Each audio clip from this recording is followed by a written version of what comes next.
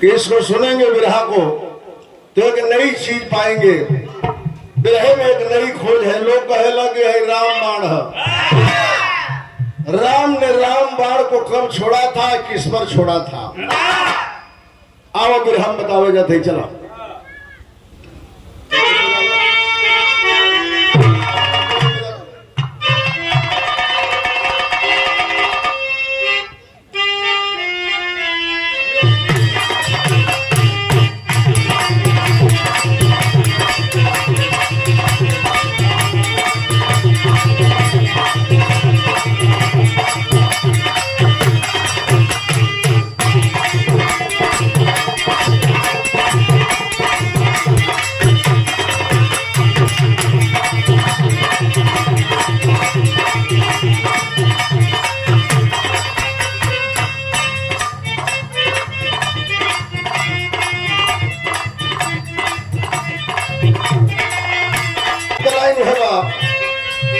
रेलिया से चढ़ी के जो हाजिया से उतरी पिया रघुनवर गइलेगा।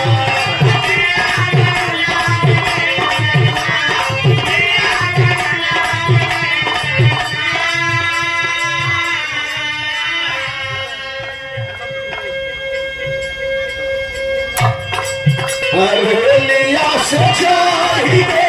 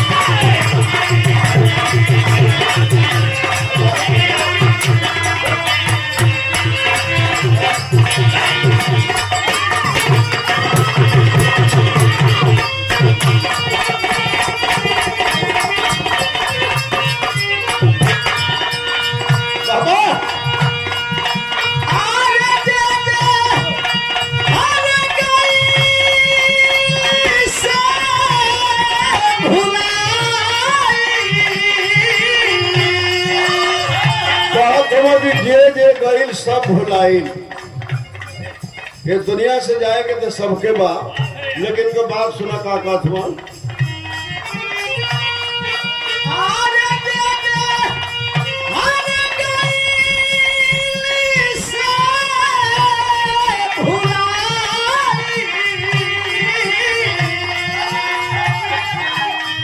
समझ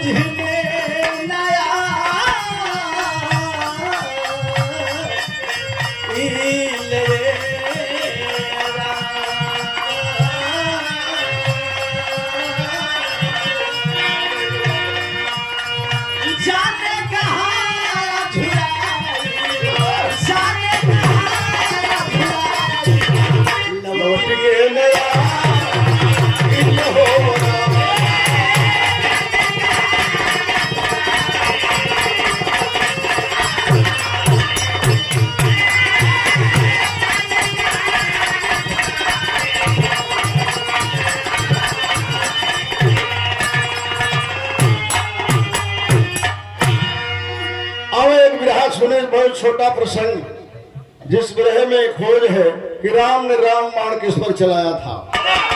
आओ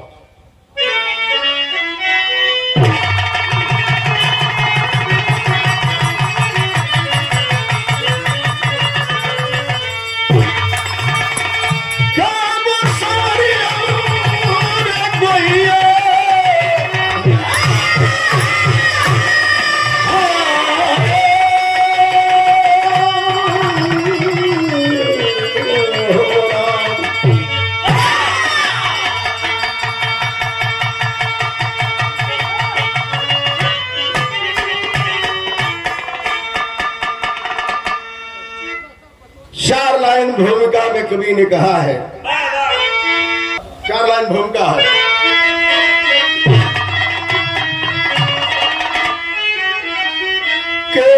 दशानन बधन करी अवध राम आए, नर नारी खुशियों के दीपक जलाए, बजरंगी साथे जो सेना लिए थे, सबकी प्रभु जी विदाई कराए। पिता कुछ दिवस एक जलसा करेंगे, अरे भाई लखन सिंह से रघुबर बताए, बाबू के तेरे ही अवधपुर में हुई है, लिख कर पाती सभी को बताए।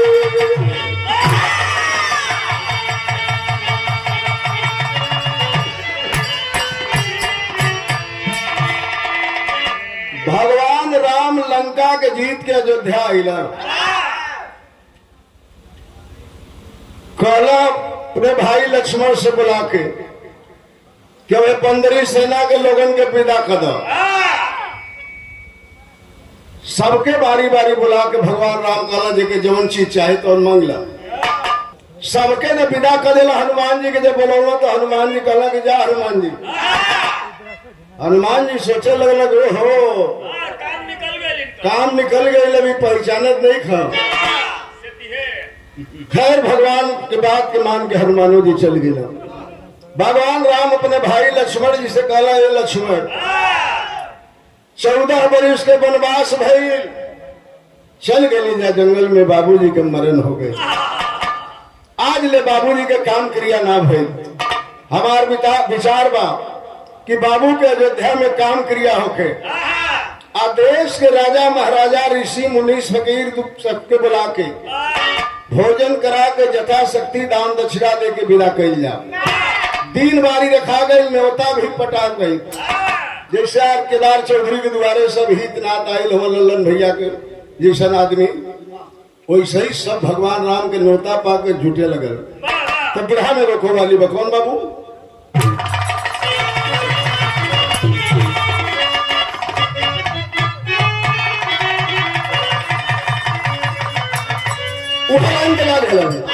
अरे बसिए की, अरे बसिए की, अरे और दुनिया है इसी संसार के नीचे।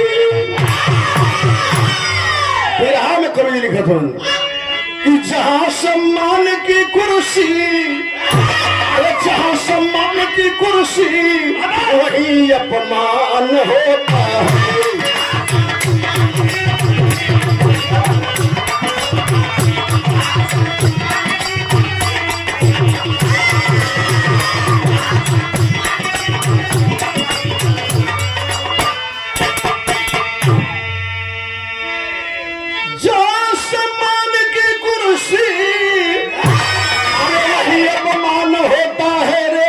अपमान होता है। लड़े जो, अरे लड़े जो आने के खातिर वही पलक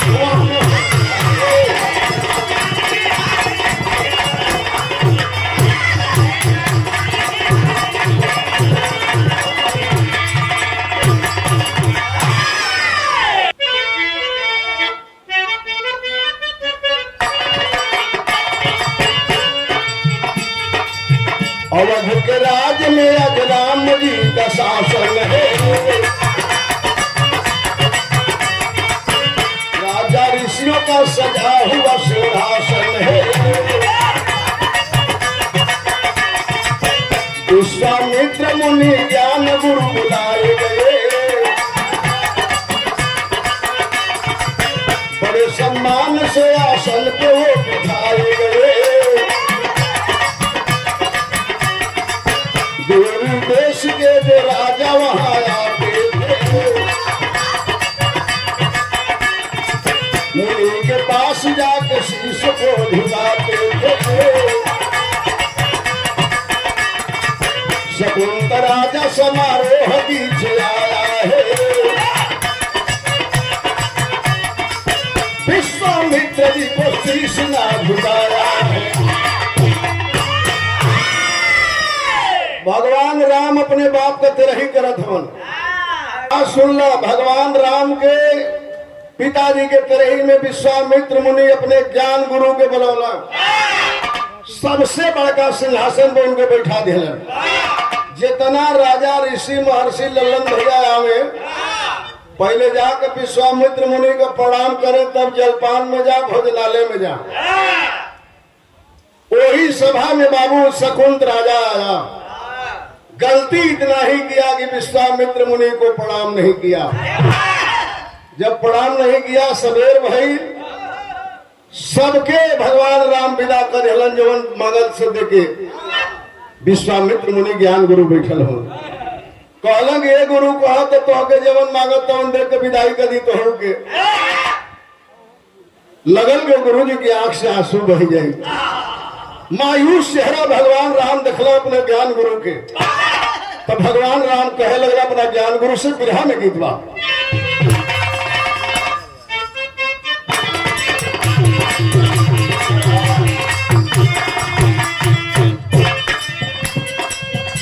एक बार जात रहे बिहार बिहार गावे,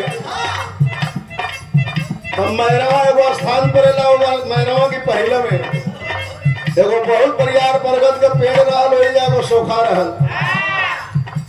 प्रेमलता तोहरे नियर एगो लड़की रहल, वही के झारत रहल, देश का मेहरारू बैठल रहल। हमनों को खड़ा हो गई, जा छत लगल मारे, लड़की लगल खेले। सोखवा कहलस की घर वालन से पूछा जा के हवा, पूछा जा के हवा।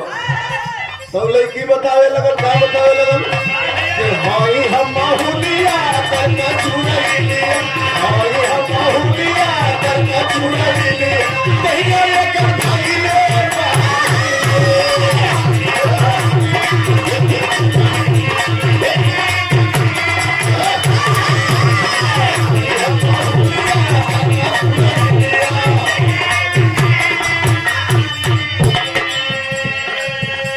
वो लड़किया लगल बोले कि महुआ तर को चुराइल है, हमारी ढैले बनी।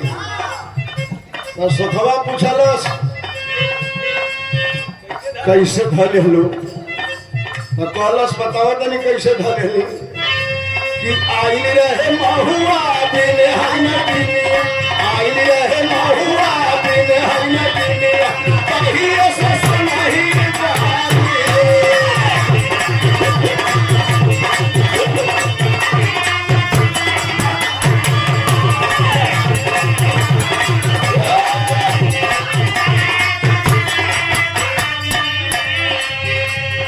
सोखवा लगल हाथ जोड़ के कहे कि रे छोड़ दो। तो लड़किया कहलस कि हमें नेटुआ धरत, वो बोला था कि नेटुओ संग ही बाएगो। हाथ जोड़ के सोखवा कहला नेटुओ से कि छोड़ दे, गाँव को बहन बेटी है। तो लड़किए बोलत या मन भूत बोलत, कहला सोखवा कि अरे गाँव को बहन बेटी है, छोड़ देता। तो भूतवा कहता कि गांव का लड़का तो बहन बेटी छोड़ते नहीं, कहता हम तो भूत है, हम कहे के छोड़े जाए। कहीं अब छोड़ा बात क्या है, बिरहा पाया वका भय। भगवान राम कहते हो अपना गुरु से कि बोला गुरु कौन हो कारना, अरे बोला गुरु कौन हो कारना, घूम लिया जब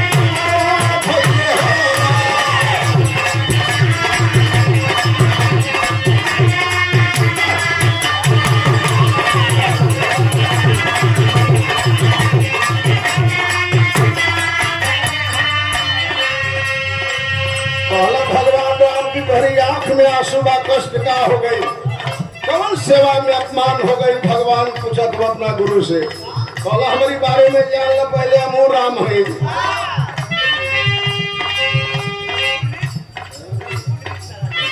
कि रघुकुल रीति सदा चली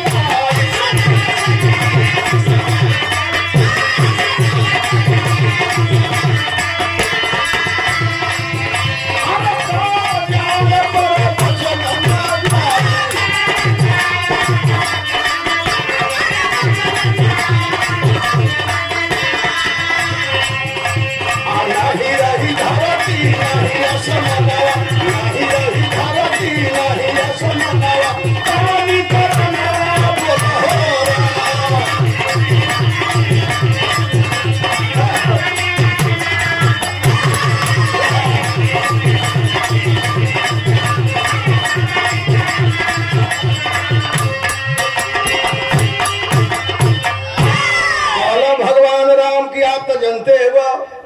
हमार ज्ञान गुरु हो कि रघुकुल रीति सदा चली आई, प्राण जाए पर वचन न जाई। तो अगर अपमान हो जाई हमारी गुरु के, चाहे तो न धरती रही न आसमान रही। बताओ कौन कुछ कष्ट हो गए हमारी दरबार में गुरु?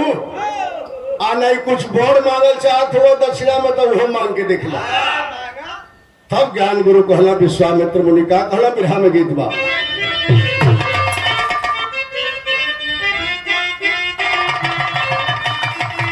वह गीत बा कि सावन महीना अरे सावनैया नीकु लागेला, काला तिल गलवा के हई गोरैया नीकु लागेला, रस रस झूलेली झूलना दे काधा मान मोहन।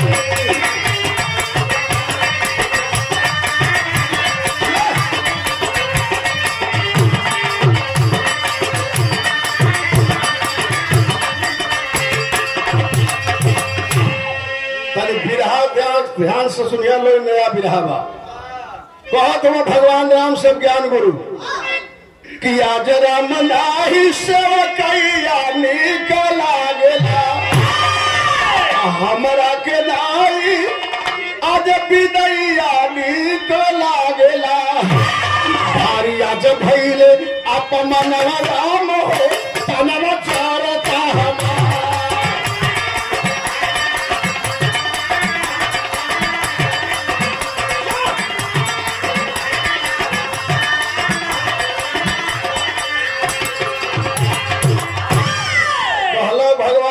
से ज्ञान गुरु कि जनले रहती कि हम पहाड़ गुरु हई बड़का सिंहासन पर बैठा के बुला दिया ललन भैया, इतना अपमान भइल तो तोहरी देवता बनाया ही रहती। भगवान राम हाथ जोड़ के कहला कौन अपमान भइल बतनी बताई। कहला कि जे ही आइल हमार पैर छू के प्रणाम करके गई, लेकिन वो घमंडी राजा आइल। कौन तोहरी दरबार में आई कि राजा शकुंत नहीं कैले नमस्करिया, हमारी शरण में चाहिए उनकी मऊरिया।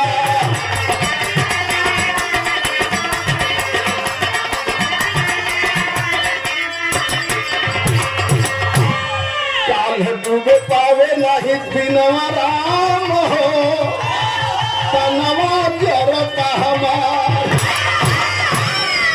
कहला कि अगर दक्षिणा दिहले चाहत हुआ, घमंडी राजा आया शकुंत राजा मेरा प्रणाम नहीं किया और घमंड में अब मजदूर चला गया भोजनालय में, सवेरे दान दक्षिणा लेके घर चला गया। तब दक्षिणा दिहल जात हुआ तो काल सूर्यास्त से पहले राजा शकुंत का मस्तक हमारी शरण में दे देबा, तब मान जाए कि हमारी दक्षिणा दे दिया। भगवान राम प्रतिज्ञा कर लेला कि गुरु आज रात को बढ़िया से विश्राम करी, भोजन करी,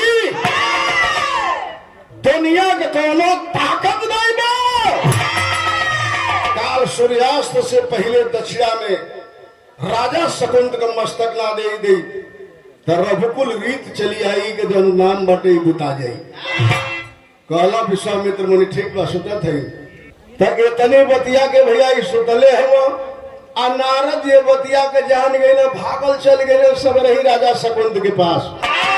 कहला कि अरे कल न्योता पर गए हो अयोध्या में खिंचले बड़ा खूब, कैसन भोजन हुए। राजा शकुंत कहलन अरे व्यवस्था के बारे में मत पूछ, कहलो नारद जी की व्यवस्था के बारे में नहीं पूछ, तब धरती से जहू वाला बड़ा। कहला हाथ जोड़ के कौन गलती कैले बनी तो बताओ थोड़ा कैसे काम।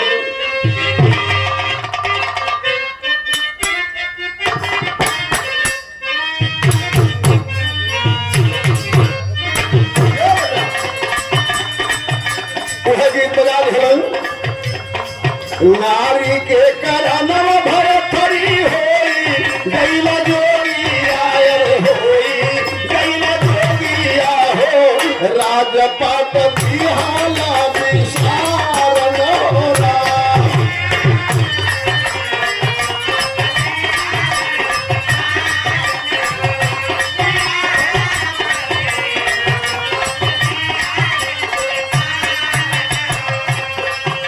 नारद जी भोरवे में जाके राजा शकुन से कहला, नारद भागव जाके करे ला बयाना, अरे करे ला बयाना हो, बाजी नहीं जाना तोहार न होला।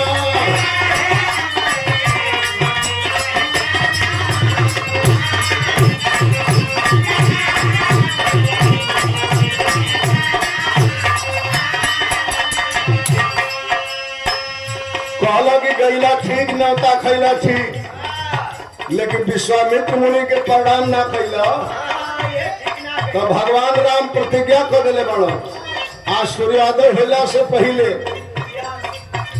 तुहार मस्तक अपने गुरु के चरण में दे दिया।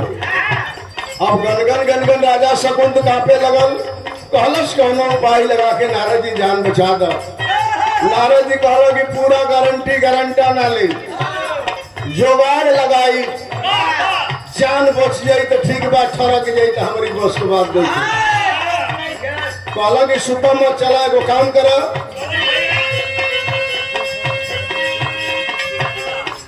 चल उठ बहनावा में मानी जा कहानावा के, मानी जा कहानावा के, अंजनी से करा तू गोहार महला।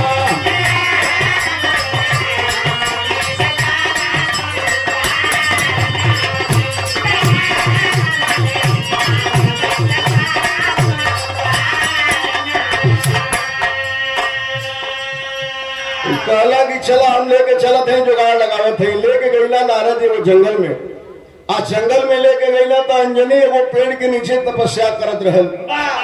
कहला हनुमान जी से नारद जी कि हम हो जाई ना जाई, जुगाड़ बता दे तनी, झूठा में पड़ल है तनी है, चल जा अंजनी के पैर पकड़ लिहा, आज बोले 3 वचन ना दी है तौले पैर में छोड़िया।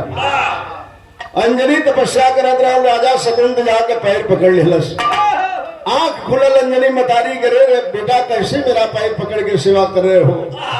कहलस की माई 3 गो वचन दा, तब कुछ बताई। अंजनी मजबूर होकर गली चला तो 3 गो वचन दे थे। कहलस की 3 वचन दे थे तो सुना, एगो राजा हमके मारे कहले बा, वही से हमारी जान बचा लो।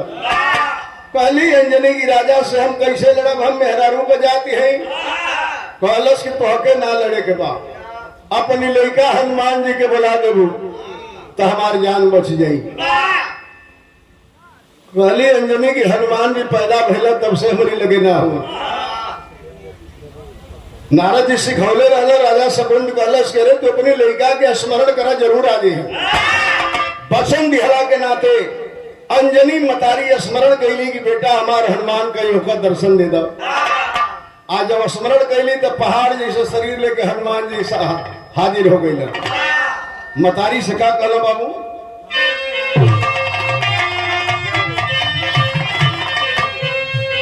हाजिर भैला मत हनुमान जी। आज जब हाजिर भैला तो कहले कि माई काहे खातिर बोलौलू है, तो कहला कि बतावत है काहे खातिर बोलौली है बेटा, है राजा के कोनो राजा मारे कहले बा, कोई से खाली जान बचा दा, हम 3 वचन दे दिले हैं। हनुमान जब लगला छाती फुलावे गया, इतनी मुकी काम खातिर बोलौलू, इतना स्मरण कैलू हम। कहला है का तोर नाम बा, कहला हमार शकुंत नाम बा। हनुमान जी कहला कौन मारे कहले बच्चा लोग 2 मिनट में मार के हम चल दे जैसे। आज जब हनुमान जी गदा उठौला बा, लगल भागे, लगला वही जंगल में हनुमान जी पोकियावे, लगल भागे, लगला पोकियावे। कहला हनुमान जी के सरव रुक जाने तो मारे बे गदा चल जीबा पतालपुरी के पहाड़ पर चढ़ के खड़ा हो गए। गलस के आवे हनुमान जी भागब ना गई। हनुमान जी के जब पहुंचना करी लगे, कहला बता बुर्बक के मारे कहले बा, तब कहला बिहार के टेरी कहलस की लड़ाई करबा के से बजरंगी, अरे लड़ाई करबा के से, हो लड़ाई करबा के से बजरंगी, अरे मस्तक मोर ले जाई है रमन राम रघुराई।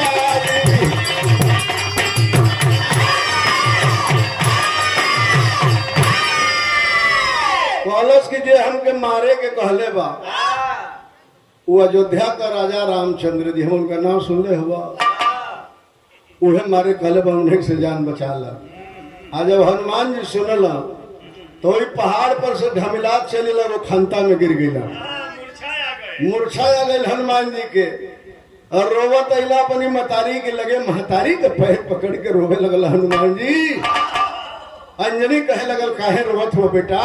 तो हनुमान जी अपनी माई के पैर पकड़ के कहे लगल, का कहे लगल?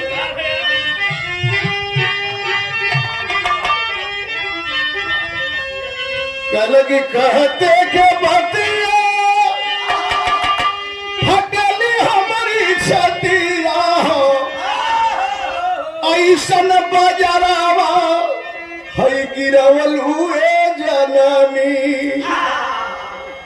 कहल कि जवना शरणिया में हम पवली पलनिया के, अरे वे मोर पलनिया गिरवलू हो जननी। कहते कि जवनी शरणिया में पवली शरणिया के, वह आज पलनिया गिरवलू हो जननी। काली करे बेटा जो ले गई बचावे खातिर, तो के कल से बचा द हमके, तोरा के मार दिलस का हमार बेटा हनुमान रोवत हुआ। कहला कि ना ये माई ना, सुना का बात बा कि राम रघुराई कल है, अरे रोना में चढ़ाई करी है, अरे नहीं से लोहा लगलू हो जननी।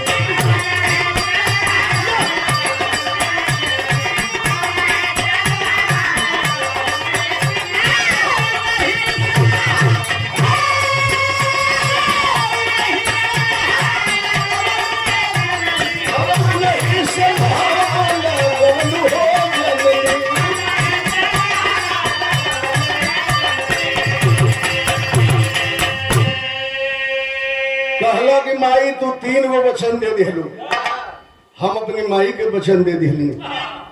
जानत हो के मारे के कहले बा हमार प्रभु श्री राम मारे कहले हो, कैसे उनसे लड़ब है मतारी? हम अपने भगवान से कैसे लड़ पाई? एक पल नहीं टिक पाई अपने राम के सामने। हम कहली मतारी अंजनी के बेटा कहा हम वचन वापस ले लेतनी, अपनी लाल का जान ना जाए दे। नारद जो झूठा में बैठा लला कहला कि देखत तो एक बोल्ट और ना चढ़ाई तो मामला गड़बड़ा जाए। भक्त दे नारद जी आ गए, कहला कि नारायण नारायण काहे माई रोवत हो, काहे बेटा रोवत हुआ? तो ऐसन ऐसन बात बा। कहला नारद जी करे महाराज हनुमान तू अपनी बोल के आज ले जानी ना पौला। राजा शकुंत नमस्कार ना कैले बा विश्वामित्र मुनि के, तो अपने गुरु की खातिर इतना बड़ प्रतिज्ञा कर दिल हमारे राम के कर मस्तक ले जाके दे दी।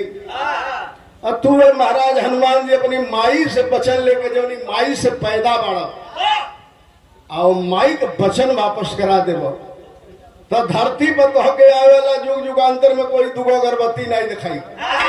हनुमान जी छाती फुलौला कहलो कि जवन होई तवन चाहे मर जाए लेकिन राजा शकुंत के जान बचाई। कहला नारद जी की देखा मर्दे कई बात है। कहला अगर बाई पकड़ा ले जा अपनी बगीचा में कर रक्षा करा, लेके चल गई राजा शकुंत के। हनुमान जी अपनी बगीचा में लेके बैठल हन। एनी सवेर भाई विश्वामित्र मुनि नहावा के ठीक भइला। कहला भगवान राम से का हुई? कहला कि अरे तैयारी हम कैले यही चला। गैला राजा शकुंत के राजधानी में एगो बरगद के नीचे अपन आसन लगौला, गुरु जी के लेके बैठ गया। कहला कि अपनी भाई लक्ष्मण के भेजत है, ठीक ना? जात हुआ और मस्तक लेके आवत बलम नहीं बा, हमके लड़ला कटहलिए नहीं बा, ये बहुत छोट काम बा, रंगा ना हो जाए नहीं। हनुमान जी के अरे लक्ष्मण जी के भेजला राजा शकुंत के मारे बदे। गैला लक्ष्मण जी आवाज दिला, अरे राजा शकुंत मेरी आवाज सुनते हो तो सामने आओ, मेरा वध करने के लिए प्रभु श्री राम के भाई लक्ष्मण आए हैं। हनुमान जी आवाज सुनला, कहला अरे वो हो लक्ष्मण जी आ गई। कहला हनुमान जी की आवाज हमारी लगवे तो आवा मार लो, आवा अगर मस्तक दे दे भक्त देला हल्लप दे लेके चली बा। जब हनुमान जी के देखला लक्ष्मण जी कहला कि ओहो इनके दरबार में से विदा कर दिल जाता है, दुश्मन से मिल गए जाकर लपटे। कहला कि ये हनुमान सामने से हट जाओ, तो के हम जाना था कितना बलवान हुआ हनुमान। अरे वह हनुमान न हुआ, आवत रहा आकाश मार्ग से उड़त हमार भरत जैसन भाई, सीकी के बाण बना के मरला, दांत चियार के गिर गए। हनुमान जी कहला बेसी मत बोला, उहे लक्ष्मण न हुआ, मरलस मेघनाथ के बाण कि दांत चियार दिला, तो भाई लेके रोवे लगला गोद में। हमारी नियर रहल तो रातों रात गई संजीवनी बूटी पहाड़ उठा के ले तो हर जान बचा।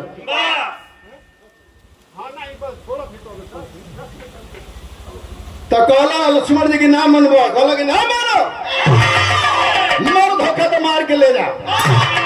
लक्ष्मण जी कहा बर्दाश्त करे वाला, कहला कि अच्छा तल्ला हम बाण छोड़ो तनी तनी रोक ला। हनुमान जी विशाल रूप बनेला, हाथ दोनों जोड़ के बैठ गए, पीछे बैठा दिया राजा शकुंद के, कहना हमारी पीठ के पीछे बैठू। हनुमान जी क्या करे लगल, चौलरिया लगल।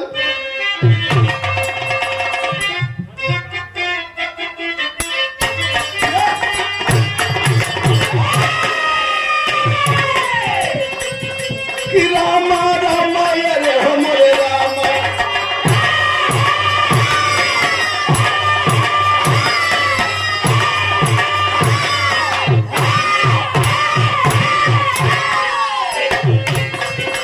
धरती कांपी गई तब कांप, धरती कांपी गई तब कांप, आसमान नवा होती बनवा, मारेला मंदिर नवा।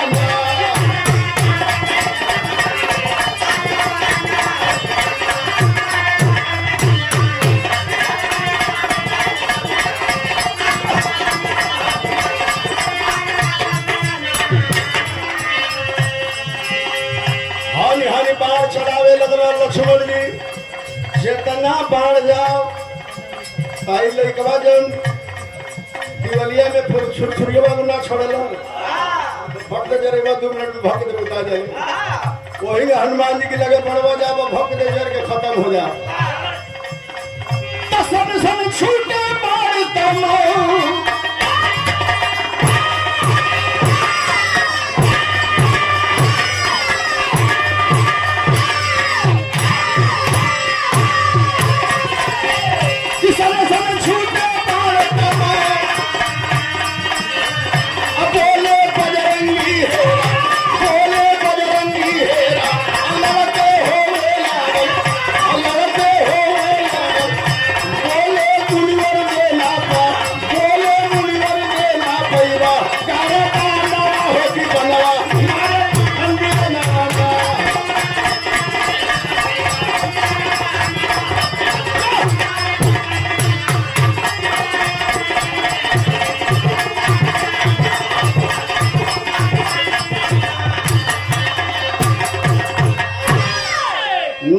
सवेरे से लड़ाई शुरू कैला हनुमान जी के साथे लक्ष्मण जी। 1 घंटा दिन बचल रहे, तौले विश्वामित्र मुनि अपनी दिव्य दृष्टि से देख लेला, कहला कि बाहर राम बाह, का है पड़वा के निचवा हमके मूर्ख बना के बैठौले हुआ, भेजले हुआ अपनी भाई लक्ष्मण के राजा शकुंद को गर्दन ले आवे खातिर, तोहरे भक्त हनुमान बचावत है, बार भाई को दिन बस काम ना करत बा। सुनला भगवान राम तमतमा गईला, कहला चला गुरु हम चलते।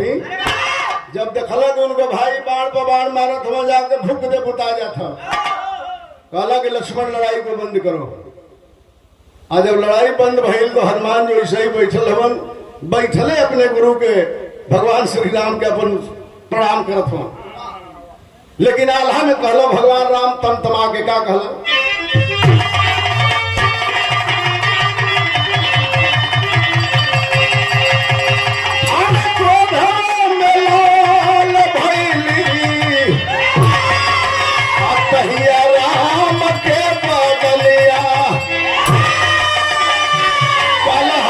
सभनवा से वीर हनुमान,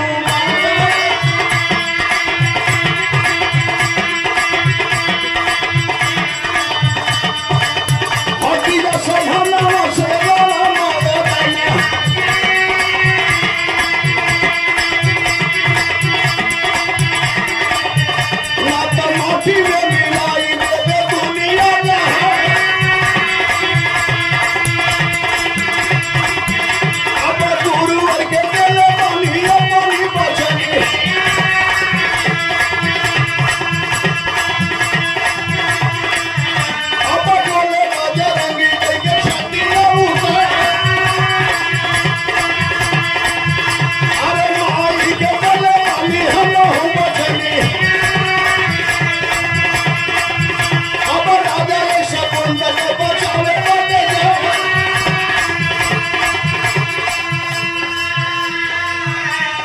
कहला भगवान राम हनुमान मेरे भक्त को हट जाओ, बहुत बड़का बहादुर भाई है वो, हट जाओ मेरे सामने से। अपने गुरु को वचन दिया हो इसका मस्तक ले जाके दूंगा।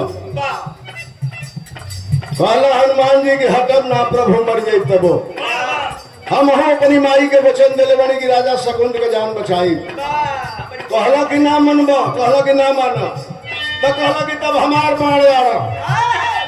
अब भगवान राम का करे लगलन, अब हनी हनी बना मारल के ही छना, अरे मारी मारी बना के भाई परेशान।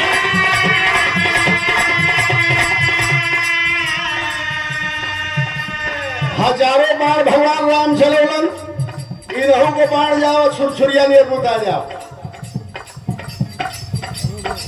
भगवान राम सोचे लगलो, आज बाण मारे तो पिछवा बैठल है राजा शकुन, तो हनुमान जी की कखिया पड़े ताके, मैं साला कखिया पड़े कोनो बड़वा न चले तो खस दे मेरे लदवा में घुस जाए।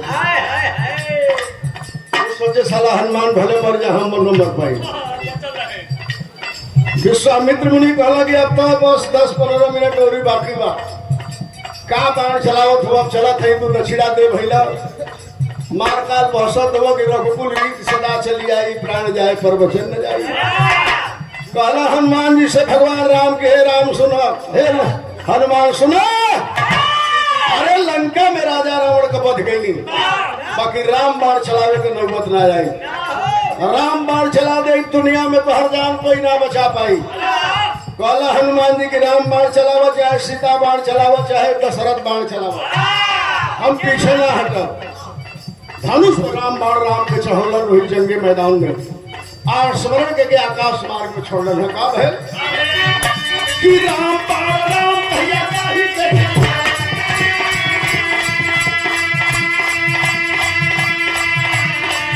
अब धरती पे सोला बरस आवेगा सोना,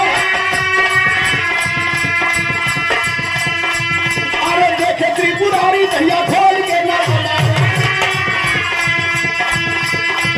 अरे पल भर में जरी जैसे बचावा सुन गया,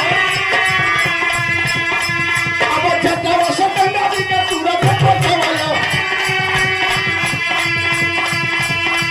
अरे गिरा मुदाई भैया गंगा जी महान है।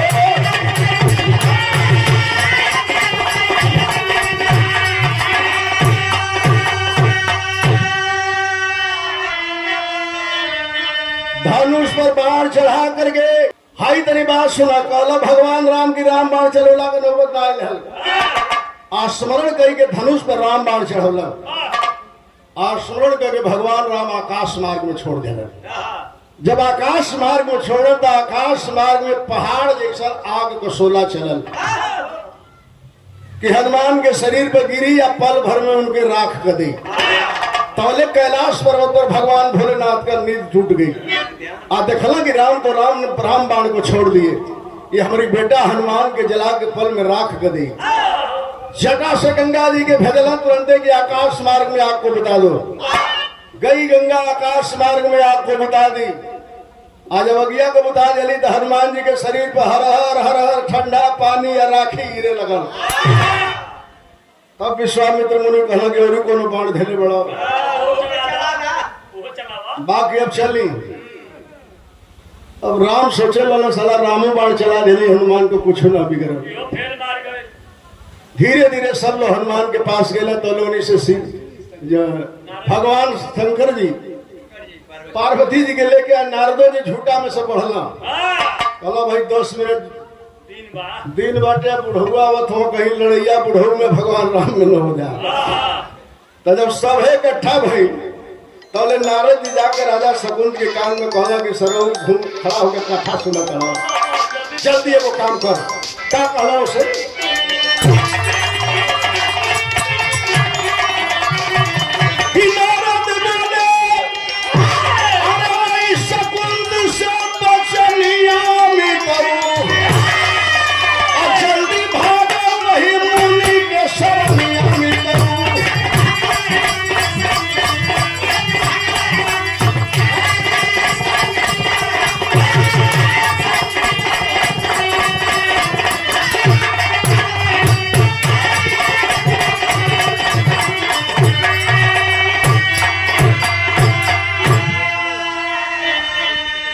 नारद जी कहला राजा शकुन से कि बगलिए में खड़ा हुआ विश्वामित्र मुनि जाके पैरवा पकड़ ले भाई दिन बकिए बा आ कह दे कि सूर्यास्त से पहले ले गर्दनवा हमार मंगले रहा तो तोरे चरण में हाजिर बा जवन मन करे तो सजा देला कैलाश का राजा शकुन कि धैर्य शकुन आजा के मुनि के चरणवा कहला कि श्याम हाजिर बा हमार गर्दनवा।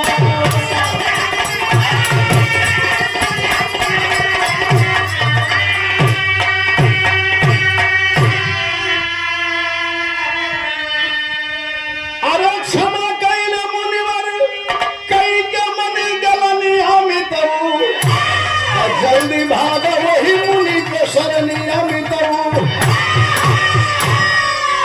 पैर पे गिर गई कलश है गुरु जी गलती भाई आपको प्रणाम ना कैली लेकिन सूर्यास्त से पहले आपके चरण में हमार गर्दन हाजिर बा जीवन चाहते वो सजा देला। विश्वामित्र मुनि से माफ कर दिए कहे कि महात्मा का संत का धर्म नहीं होता हत्या करना तेरा घमंड मुझे तोड़ना था राजा शकुंत की बड़ों का आदर करना चाहिए। कहला कि हमारी गलती के रुआ माफ कैली धन्य बाणी। तो भगवान राम पूछला कि हम ही जानना चाहते नहीं कि इस लक्ष्मण के सगरी बाण हो जाइन जाके फिर हो गए हमारो सगरी बाण खत्म हो गई लाई बाण जब छोड़ली राम बाणी हो खत्म हो गई कैसे। कहला हम बताओ तनी ई तो बुढ़ऊ कैला दिखाया गेला पहुंची गईला तो बतौलन का कि भोले दानी महारानी से राम पास में आए मुनि अनोखा बात राम को समर बीच बतलाए। कहला कि राम से बढ़ी के बाट राम के भजनिया में तबू अचल भागा ही मुनि के शरणिया में तबू।